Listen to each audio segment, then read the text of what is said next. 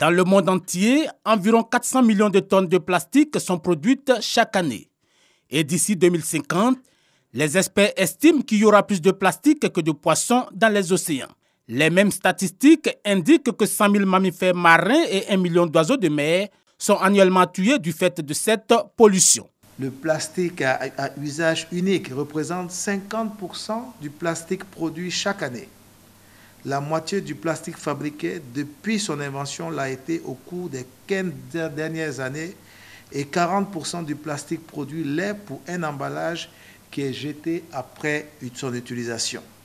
Pendant longtemps en Côte d'Ivoire, les emballages plastiques ont fait partie intégrante du système de production industrielle et de consommation. Malheureusement, ces sachets plastiques sont aujourd'hui déclarés nocifs pour la santé et même pour les ouvrages d'assainissement. C'est donc conscient des conséquences de la pollution plastique à la fois pour l'environnement, l'économie et le bien-être des populations que le gouvernement ivoirien, sous l'impulsion de son Excellence M. Alassane Ouattara, président de la République de Côte d'Ivoire, a adopté le décret portant interdiction de la production, de l'importation, de la commercialisation, de la détention et de l'utilisation des sachets plastiques.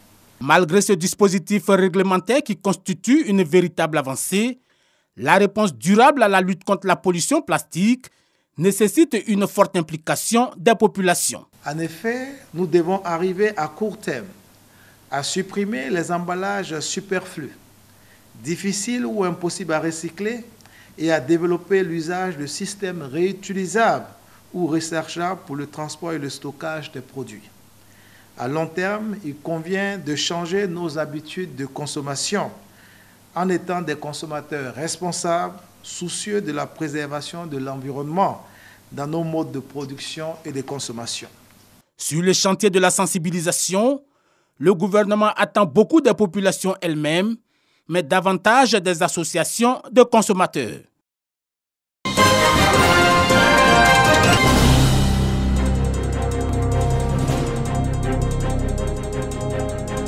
CI 123 et CI 128. Ce sont les deux nouvelles variétés de coton sur lesquelles mise l'Organisation interprofessionnelle agricole de la filière coton pour relever la qualité de la production ivoirienne. L'objectif principal est de retrouver la place du coton ivoirien en termes de qualité. Nous avons ces dernières années perdu un certain nombre de positions en termes de qualité, même si nous avons réussi à relever le défi de la production. Une exigence de qualité souhaitée par les acheteurs internationaux qui viendraient parachever la relance de la filière cotonnière ivoirienne après le défi de la productivité qui est en train d'être relevé. La campagne dernière, nous avons fini à 490 000 tonnes. Cette année, nous envisageons pas moins de 520 000 tonnes. Et nous espérons pouvoir rester dans cette dynamique-là et atteindre, pourquoi pas, les 600 000 tonnes qui étaient un objectif de l'État. La Côte d'Ivoire produisait autour de 120 000 tonnes de coton en 2008. Le pays occupe aujourd'hui le 3e rang mondial en termes de production. Ces nouvelles variétés, faut-il le rappeler, ont été développées par le Centre national de recherche agronomique CNRA avec l'appui du Fonds interprofessionnel pour la recherche et le conseil agricole FIRCA.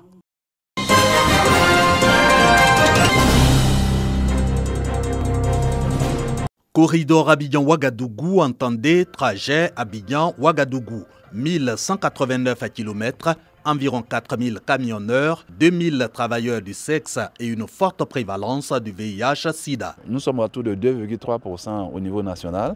Donc il faut se retrouver entre 8 et 10% de prévalence sur ces différents corridors-là. Le manque d'information, le manque de moyens de prévention, la non-utilisation des moyens de prévention, l'activité intense des travailleurs du sexe sur ces différents corridors augmente la prévalence de VIH sur ces différents axes-là. Le corridor Abidjan-Ouagadougou aussi un levier de l'économie des deux pays avec pour le Burkina Faso par exemple au moins 35% du transit global à partir du port autonome d'Abidjan. Comment alors maintenir la place de cette route malgré le VIH-Sida? La réponse des ministères du Transport et de la Santé, c'est le PAMOSET, le projet d'appui à la modernisation du secteur des transports. 6 mois pour améliorer l'environnement social du transport et du commerce le long du corridor Abidjan-Ouagadougou avec l'appui technique de l'organisation du corridor Abidjan-Lagos. Nous allons travailler sur place avec des ONG telles que l'AIMAS qui est outillé dans le marketing social, les hôpitaux généraux, les centres de santé, les ONG qui travaillent avec